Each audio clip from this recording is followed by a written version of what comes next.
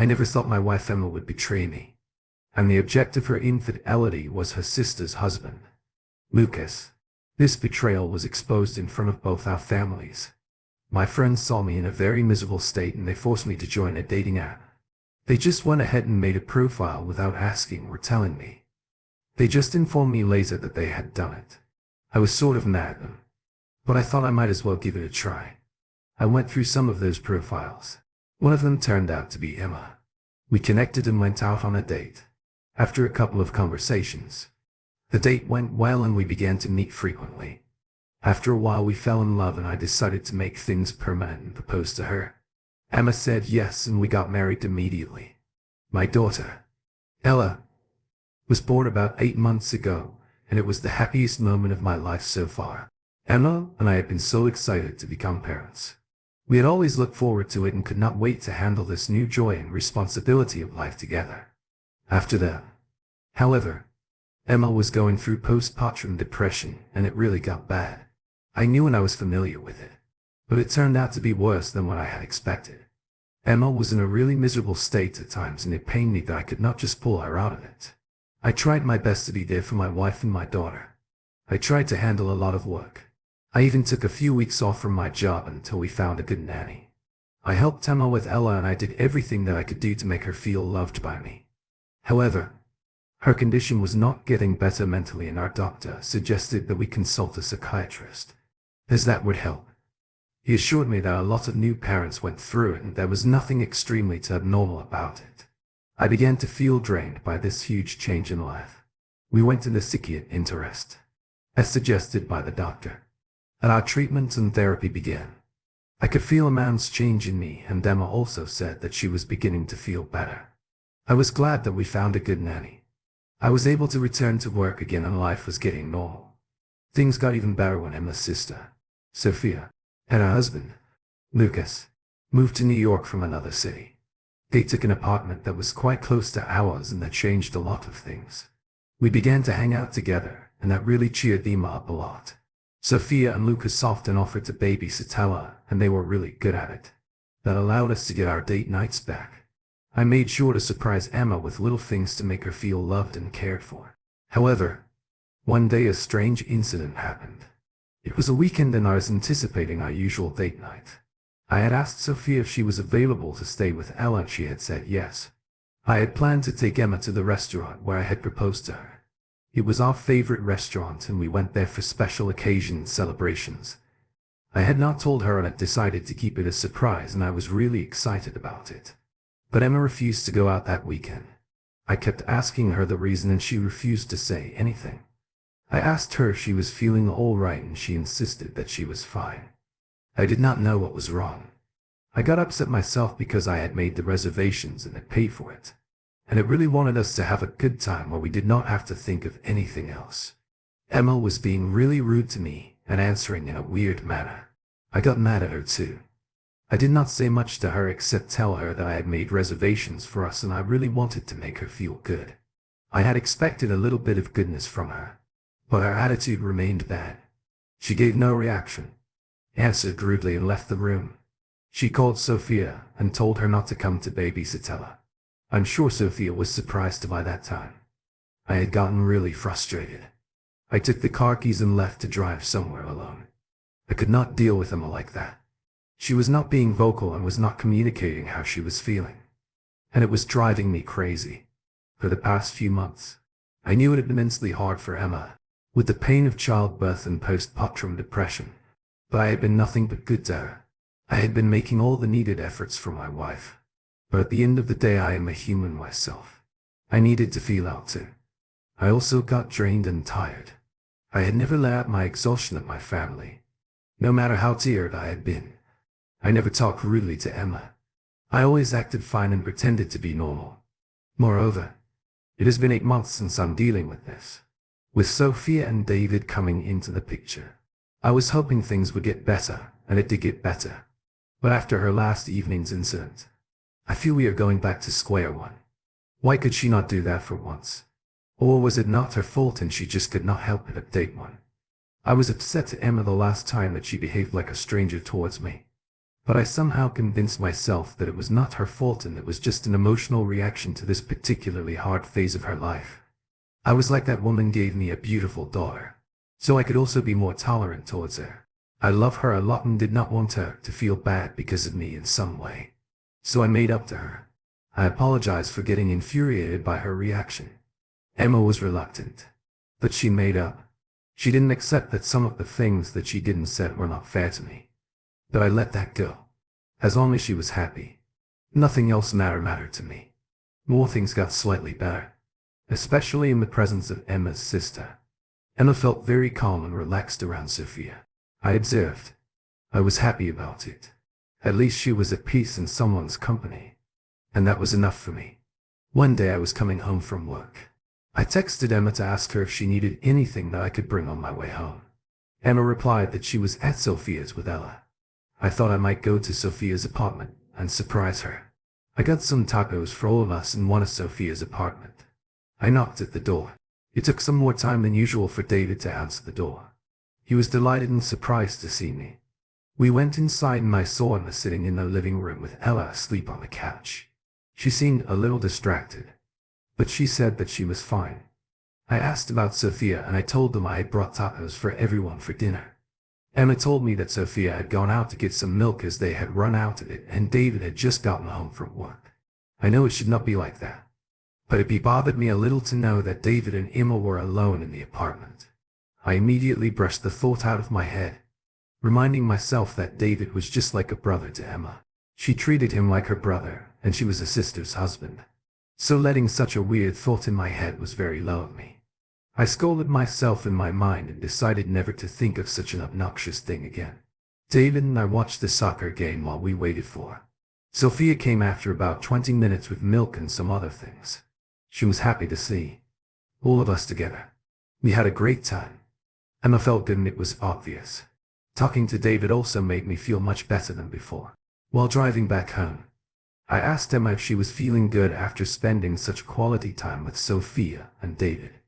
Emma still seemed a little distracted and distant, as if she was not fully present. It was not really listening to me. She had been so lively and happy at Sophia's, but as soon as we got into the car, her entire aura changed. She murmured that, yes, she was feeling great, but her expression said something else. I did not want to ruin our mood, so I let her be and dropped the conversation without pressing to discuss anything further. When we got home, I put Ella to sleep and kissed Emma. She barely kissed me back and said that she was too tired and needed to sleep. I wonder when Emma would get normal with me. I'm really missing my wife that way she used to be. I want my normal, lovely and happy Emma back. I wanted her to be joyful and at peace. Seeing her so distressed is really painful for me too. She's rejecting any sort of love that I'm offering her. She's not reciprocating the efforts that I'm extending to her.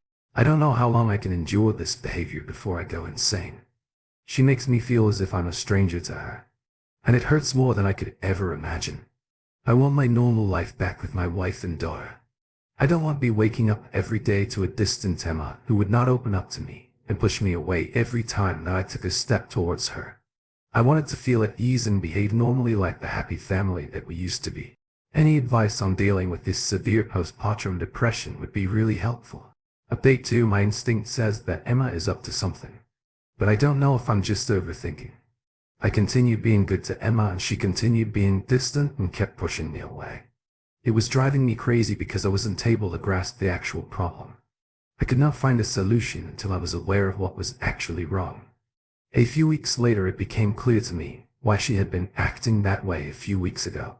I was sitting in the living room and Della was in her cot. Emma was in the kitchen making lunch for us. Her phone began to ring. At the same time, Ella began to cry and I had to pick her up. I called Emma, but she probably didn't hear me. I took the phone to take it to Emma, but saw her on screen that it was David who was calling her. I picked up the phone thinking it must be Sophia, but it was actually David. He was a little disturbed when he heard my voice, as if he was not expecting me. I asked him how he was, and then he had told me that he had dialed Emma's number by mistake. He had meant to call someone else. He muttered and then hung up at the call, saying that he was at work and was busy. Emma came into the living room asking who had called on her phone. I told her that it was David and that he had called her by mistake. Emma's face turned red. She got really mad at me. She began to speak really loudly and asked why I had answered her the phone without asking her. I told her that I was bringing the phone to her in the kitchen, but I saw David's name, and so I answered it. Emma began to lecture me about how I had abraded her privacy. She said that it had showed that I had no respect for her. I assured her that she was overthinking it and making things up. I had just done it, so the call was not missed. Emma scared Ella so much that she started crying inconsolably. Emma still did not stop and kept shouting. I picked Ella up and carried her outside. I was hoping to calm her down some. Somehow I could hear Emma still shouting as I left the house. I don't know what had gotten inside her. It was getting too much for me now. It was not as big of a deal as Emma had made it into. Why had she gotten all defensive and enraged? It was so abnormal. I did not know where to go, so I had just walked over to Sion and David's apartment. I was hoping to spend some time with him, so I could take my mind off of things that had just happened. Sophia was overjoyed to see Ella. I asked about David and Sophia told me that he had gone to pick up some stuff from the supermarket and that he would be home soon. I was very distressed with everything that had happened. I needed to share the stress that I was going through with someone, and so I decided to tell Sophia. I shared the entire incident about how David had called by mistake from work and Emma had completely overreacted. She had been extremely rude and mean and could not control her rage. She just kept on shouting. And so I had to take Ella out of that environment for some time. Sophia stopped me in the middle of the narration of the incident and asked if I was sure that David had called, as David had been home all day and had not been to work that day. It confused me, as David had lied to me that he was at work. It was stuck in my head. But we let that go for some time and began to discuss Emma and that she was not all right and that something needed to be done for real, as things were getting out of hand. Sophia tried to calm me down and explained that Emma was suffering mentally, and she acknowledged the fact that it was really hard for me. But she asked me to just remember the fact that I loved her a lot and that it was one of an immensely hard and challenging phase of my life that would pass. Half an hour later, David got home. We talked and drank beer, and then I took Ella home. I was a little hesitant to face Emma when I got home. Emma was in the bedroom. I brought Ella to her. She didn't say a word to me. She took Ella in her arms and kissed her. I went forward and kissed Emma and she let me. She whispered a sorry to me as Ella was asleep and Emma did not want to wake her up. I nodded and mouthed it's okay. I felt really good as I realized that there was hope after all and eventually things would get normal again. Update 3. My instinct said that it was way beyond postpartum depression. Indeed, it was after the last update. I was hoping that things would get better between us. However, that feeling did not last long as I got to know the reality behind Emma's actions. One day, about 3 weeks ago, I was at the office when I got a call from Sophia. Was crying and sounded devastated. I got worried and asked her if everything was okay. She said that we needed to meet to talk about something. I said that I was at work. She said that it was extremely urgent and she could not tell it over the phone. She asked if I could meet her somewhere outside the house. I said sure and told her to meet me at a cafe in an hour. Sophia warned me not to tell about it to anyone. It felt weird why she wanted to keep it confidential. I got off work early and drove to the cafe. Sophia was already there. She looked really bad. It was obvious that she had been crying her eyes out. Her hair was a mess. She told me that Emma and David were sleeping together. My mouth dropped open in disbelief out of all the things I had thought of on my way. That was not even close. She continued and told me that she was at our house and she was looking after Lily, as Emma had asked her to take care of Ella for a day when she was out shopping for some stuff. Ella was sleeping and Sophia just sat down and read a book. She thought she heard Ella cry, so she looked into the baby monitor. But the baby monitor was not working. While trying to fix the monitor, Sophia began to go through the computer while the footage of the baby monitor was recorded. As the monitor started working, she began to go through the computer to kill time. She went through some files and stumbled upon some old footage recorded by the baby monitor. She saw David in one of them, followed by Emma, and they started having sex. Sophia said that she could not stop crying. Since then, I could not believe what Sophia had just told me. She immediately opened her phone and showed me the image. She said that she had kept a copy of the recording just in case she was going to use it to confront Emma and David. But she needed to run it past me first. After listening to all of this, it began to make sense. She had reacted so weirdly at David's call because she was guilty of cheating on me with him. She had been alone with him. One day I could put all those weird incidents together, and it began to make sense. Now Sophia had already cried. But now I needed some time to process all of it before I took some action. I wanted to cry, but tears just did not come out. My heart felt very heavy and I felt hollow inside my chest. I asked Sophia what her plan was. Sophia told me that she had decided to do a huge revelation to Emma and David together in front of everyone. I was a little skeptical of doing it in front of people, but when I thought of the humiliation and embarrassment that they would have to face, I felt the satisfaction in my heart. Sophia and I planned the surprise party for Emma. We wanted to make her feel special, which was what we portrayed to our friends and family that we invited over. David had a hint about it, but he was not really involved in the arrangements. Mostly it was just Sophia and I. So we made sure that things went according to our plan. I took Emma out for some time while Sophia completed the final preparations. She arranged a huge screen where we were going to play the video that we had captured from the baby monitor. Sophia texted me telling me that most people had arrived, and so I took Emma home. Emma was surprised to see everything. She turned around to me and hugged and thanked me. I wanted to push her away, but I somehow controlled myself once again. As the guests settled, we played the video on the screen and the whole place was filled with shock. All of them began to whisper and murmur among themselves. Emma's mother slapped Emma in front of everyone before leaving without saying a word. David and Emma had nothing to say.